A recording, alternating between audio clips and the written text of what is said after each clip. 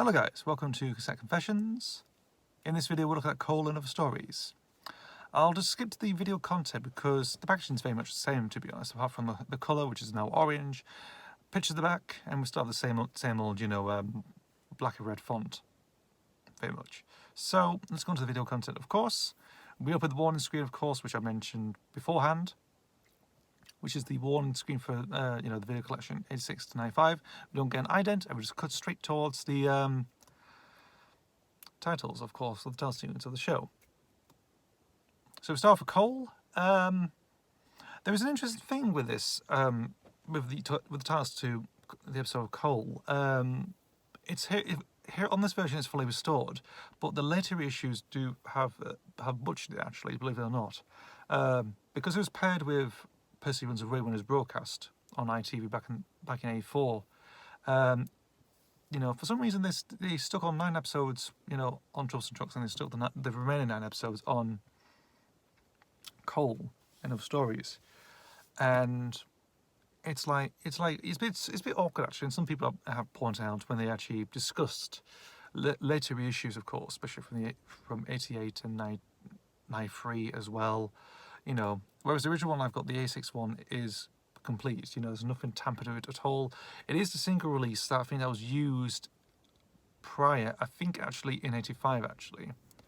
Or it's not the Cartoon Network version or something like that. Or, it's a different take on it. It's just, the single episode tells episode content and then, end credits very much. So it's basically that used, of course. I think that the same thing with Percy Runs Away, which I've mentioned beforehand. But it's a decent episode, it is. I mean, it's alright. It's, you sort of feel for the character of Henry, of course. And then he gets full better and gets, and it's like, he can do most things, of course. It's like any type of story, you give someone that little help, or the little thing that they need, and afterwards, that's basically what it is, really. I shouldn't be simplifying these very much, but fair enough, really. Next we've got is The Flying Kipper. Great episode, fantastic story. It's an all-time classic, it is, so not much to say about that. Then we've got Whistles and Sneezes. Well, actually, I do like that episode, of course, and it does reappear in a later video, which I won't mention, but I'll say Whistles and Sneezes, great story. I do enjoy that one as well. Then we're going to Toby and the Stout Gentleman. Nice little tale, quite sad actually, but it's just how it is, really. Again, it came from the books as well, and yes, that's good. That's good. It's quite sad, but it's decent enough.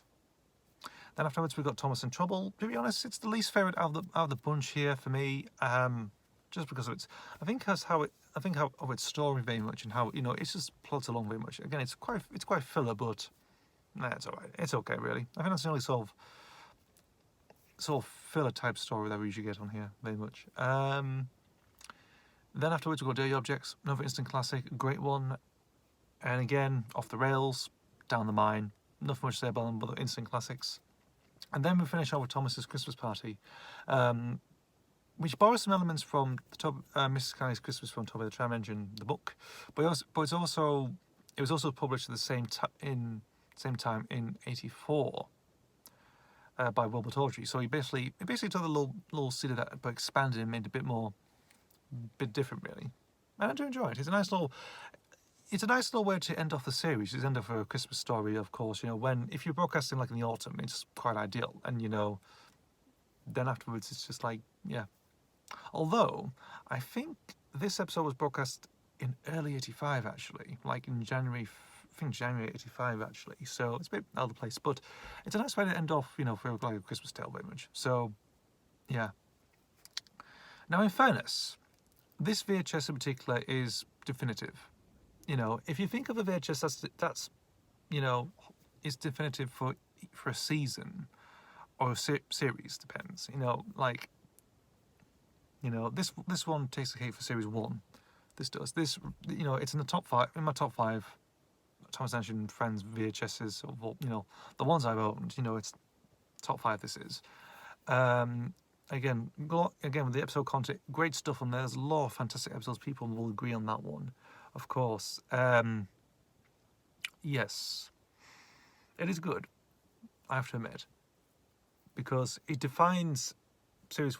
You know, that VHS sort of defines series one perfectly. It does. You know, it's a definitive VHS. Some people will probably say the other two, one of the other two, are definitive. Fair enough, but this one is definitive for my sake, for my opinion. Some people might agree on that one. Some people think, you know, but I don't like these. I like them other two because it sums up sort of beginning.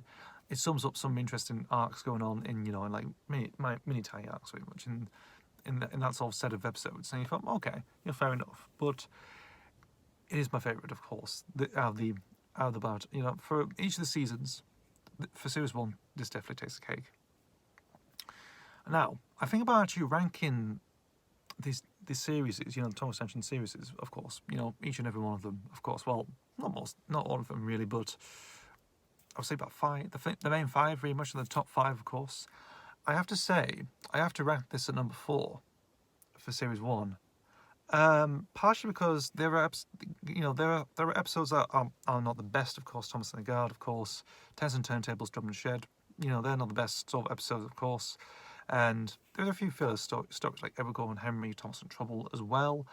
But I would also say that Ringo Starr's narration is not, you know, it's good, but it's not really, you know, it's not like, you know, there's not much energy. There's a bit of energy, but not the energy I was, you know, I'm kind of like expecting very much from him, of course. But also, from a production standpoint, it is quite limited on sets as well. It depends, because it's in its early stages, but it is quite limited to what it has, very much, if you actually look at it. And also, if you're doing Spot the Difference books, of course, and, you know, it's like, you know, it's like, yeah, where to go from there? It's like, you know, it's not expanded enough. You know, you get some nice sets, of course, but they're not, you know, they're, again, quite limited. Not much expansion going on there, from my point of view, from my own opinion, very much. But it's a good series. It's in top 5. So yeah, but I reckon number 4. That's gonna shock a lot of people, but that's my opinion on that one. So that's Calling of Stories, the, you know, sort of semi-ranking of, you know, for series 1 as a whole, very much. Yes. So, but we're still continuing. Yes.